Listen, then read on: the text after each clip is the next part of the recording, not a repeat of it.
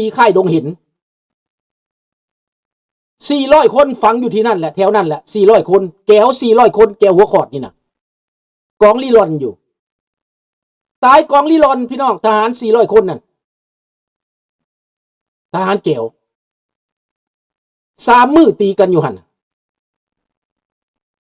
ยนต์เตส8ถล่มอยู่แถวดงเห็นแถวนั้นนะกลางคืนถูกพวกมันเข้ามากลางคืนน่ะถูกทหารนายร้อยยิงตายนั่นบ่นับร้อยเตส8ถล่มอีกเพิ่งไล่ตอดแตกเลยกองพลแก้วนั่น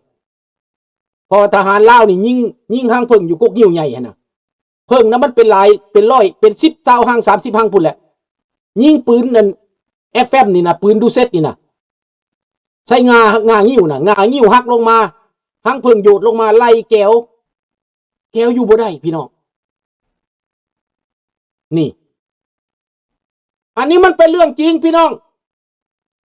ไปถามคนดงเห็นผู้ที่ยังบ่ตายผู้ที่ยังมีอายุ80 90เฮาจะได้ฮู้โลด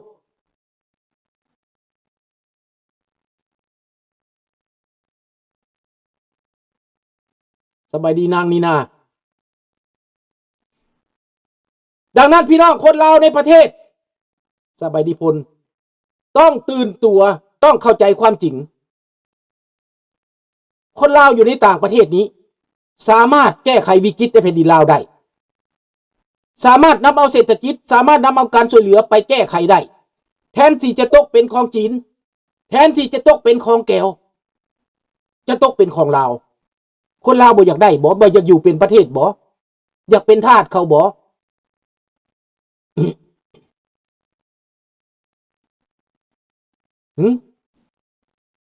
บ่อยากได้บ่อยากอยู่เป็นลาวบ่อยากภูมิใจบ่ถามแน่พวกที่ว่าเคยหลงเสือเขาเคยเป็นผักเป็นหลักเดี๋ยวนี้อายุ50-60นี่นะพวกที่ว่าตื่นตัวเองนี่นะพวกลูกรุ่นน้อยของข้าพเจ้านี่นะแป๊บเดียวเด้อพี่น้อง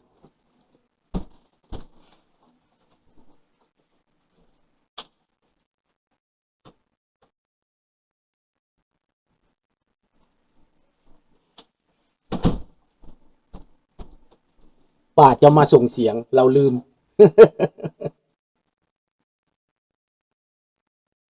ดังนั้นพี่น้อง ในเมื่อความจริงปรากฏแล้วสาเหตุพวกเจ้าก็ฮู้แล้วเหตุผลพวกเจ้าก็ฮู้แล้วฮู้จักว่าเขาตัวแล้วลาวนอกที่มีเจตนาดีมาอยู่ต่างประเทศแล้วยังบ่ลืมเมืองลาวยังบ่ลืมพี่ลืมน้องยังฝากเงินฝากคำเมื่อช่วยเหลือความเจ็บเป็นเอ็นอุ่นผู้ใดมีพี่น้องเห็นบ่ความจริงแหละอันนี้คือความจริงลาวเฮาน่ะไปอยู่ไสก็ยังหักพี่หักน้องหักบ้านเกิดเมืองนอน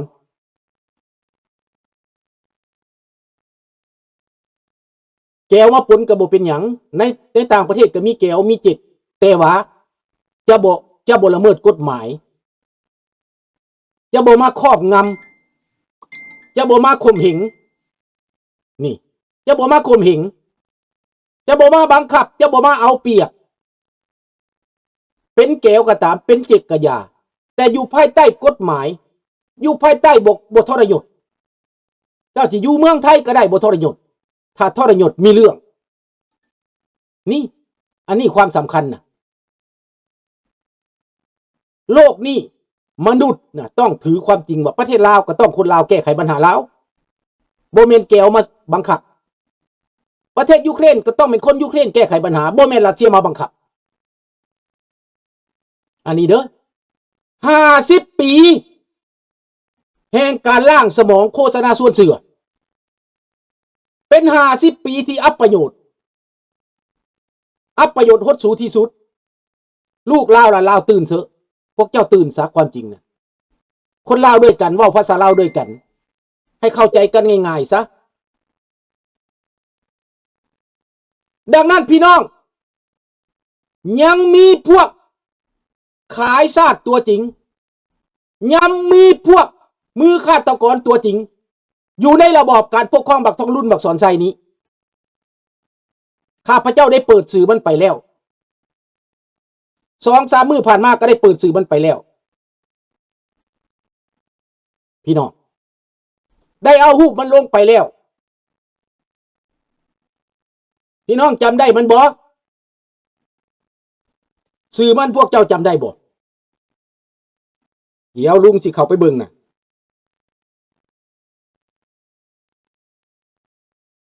ลุงได้เอาลงไปเลยเด้อสื่อมันนั่นน่ะ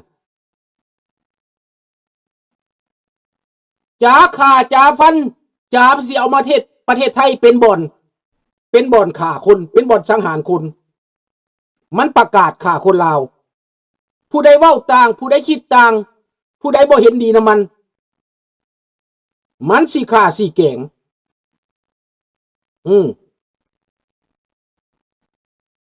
ชื่อว่ามันเขียนเป็นภาษาฝรั่งเศสสื่อมัน Facebook นั่นมีเสื้อสุกนครสื่อมันน่ะสื่อสุกนครแก้วประเสริฐดานุวัฒน์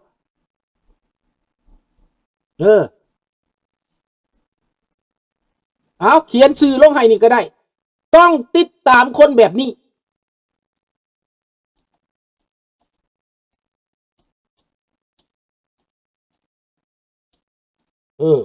เขาต้องสู้คนแบบนี้แต่ก่อนข้าพเจ้าสู้กับแม่เพชรเดี๋ยวนี้แม่เพชรเปลี่ยนแล้วพี่น้องเปลี่ยนแล้วแต่ไม่ได้เปลี่ยน100%ดอกเปลี่ยนแล้วเขาต้องเอาชนะทางความคิดเอาชนะการโฆษณาส่วนเสือ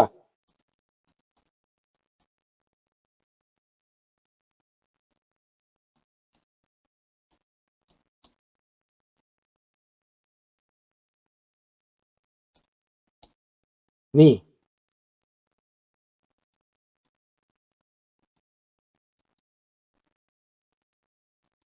สื่อนี้เด้อพี่น้องเด้อบักนี้คู่ฆ่าคู่ตายเกี่ยมมือสังหารทางฝั่งไทยเก็บผู้อยู่ในหูปนี่คุณใดมันโฆษณามันให้ฆ่าคนน่ะ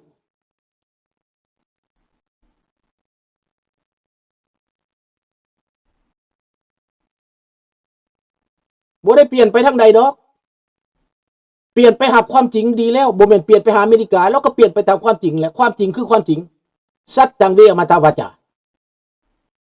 เราหามู่ความจริงเราก็เว้าตามความจริงโอเค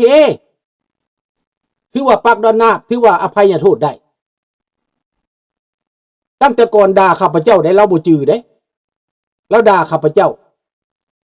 ด่าอีตาเฒ่าจังสั้นจังซี่ด่าข้าพเจ้าบ่เครียดแต่ข้าพเจ้าตอบโต้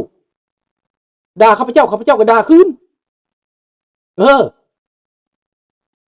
มันเป็นความจริง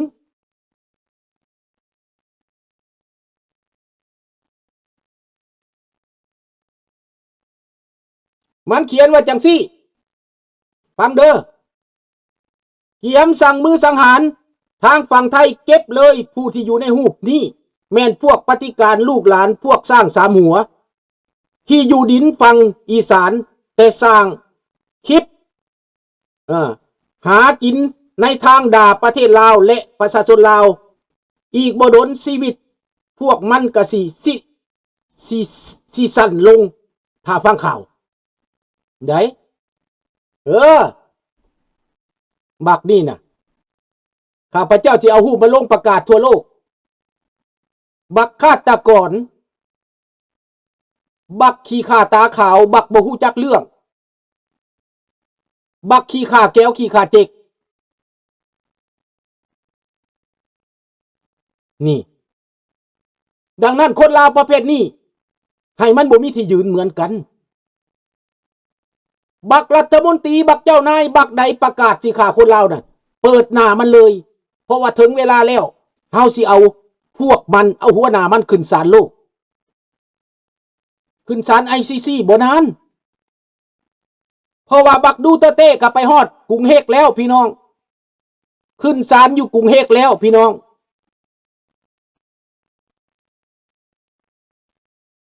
ไว้เลย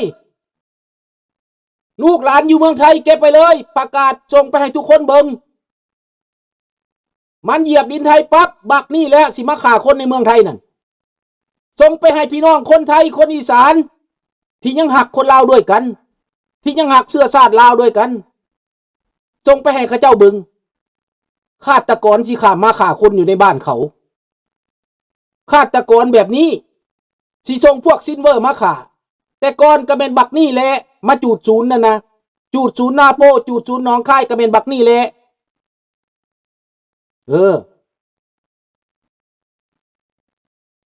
เอา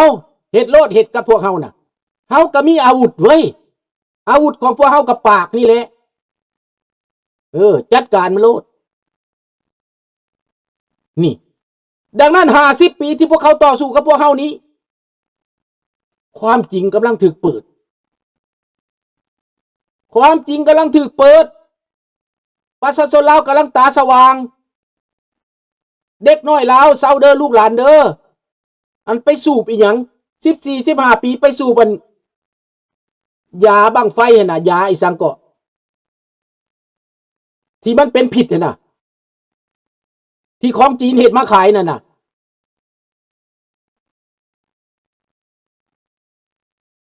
นี่เห็นมันอยู่บ่แม่เผ็ดลมมันเนี่ยเด้อคันลมมันได้นะมันโทรให้มันโทรมาหาลุงเน่ ลุงให้อภัยมันแล้วบ่ต้องย่านบอกมันเนี่ยบ่ต้องย่านลุงให้อภัยแล้วลุงเศร้าเครียดแล้วสูบพอดนั่นแหละสูบพอดกันเบิดบ้านเบิดเมือง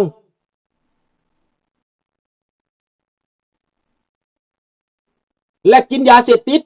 เด็กน้อย13-10 ปีมันยิ่งสักเด็กกินนั่นบุหรี่ไฟฟ้าอยู่ลาวบ่คือบุหรี่ไฟฟ้าอเมริกาเด้บุหรี่ไฟฟ้าอเมริกาเขาก็ยังบ่ให้สูบมันเสียต่อปอดมันเป็นผิดต่อปอดแต่ยังเห็นคนสูบอยู่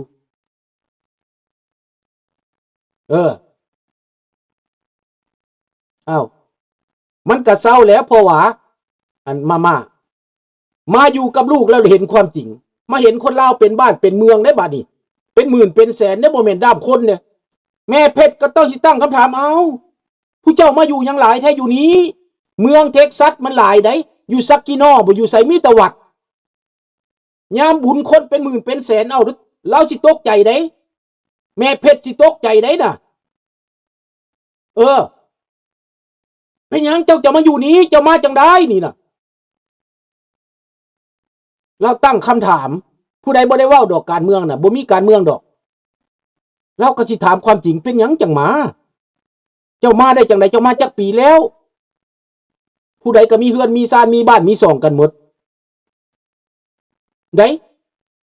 เบิ่งวัดเบิ่งบุญเบิ่งทานก็หลายตาสว่าง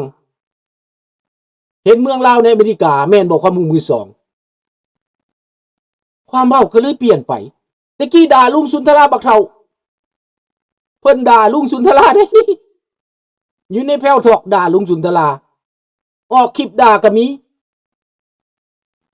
เว้าก็เอ็นเอียงไปตะกี้น่ะเดี๋ยวนี้เว้าก็เปลี่ยนไปขอบใจเด้อแม่เพชรเด้อน้องแม่เพชรเด้อขอบใจเด้อเจ้าเปลี่ยนไปนั่นเจ้าเปลี่ยนไปความจริงพายเจ้าเปลี่ยนไปค่อยก็บ่ได้ว่าหยังเด้อดีใจนำที่ลูกเจ้าได้มาเฮียนนั่นเฮียนบ่สูงเฮียนบ่ไกลก็ยาได้ภาษาก็พอได้บักแล้วก็พอแล้วลูกเจ้านั่นเฮียนได้หลายปานใดได้บักบ่เดี๋ยวนี้เล่าตอบโต้เล่าแดงลุงแม่นค่อยก็ฟังอยู่เมื่อคืนนี้เพื่อนขอบใจเขาอีกว่าซั่นก็ขอบใจแล้วบ่คนเปลี่ยนใจคนเข้าใจความจริงนะลุงดีใจคืออย่างอยากให้เบิดประเทศลาวเข้าใจอยากรู้จักความจริงได้ผู้เจ้าเอ้ยอยากให้ตาสว่างกันทั้งประเทศแห่งดีใจสัจจังเวอมตะวาจาความจริงเป็นสิ่งบ่ตายเดี๋ยวนี้50 ปีแสงสว่างกำลังมาความจริงกำลังปรากฏเห็นบ่ล่ะเผด็จการกำลังใส่กรรมบักคำไตกำลังลงนรกลูกหลานมันกำลังสิลงนรก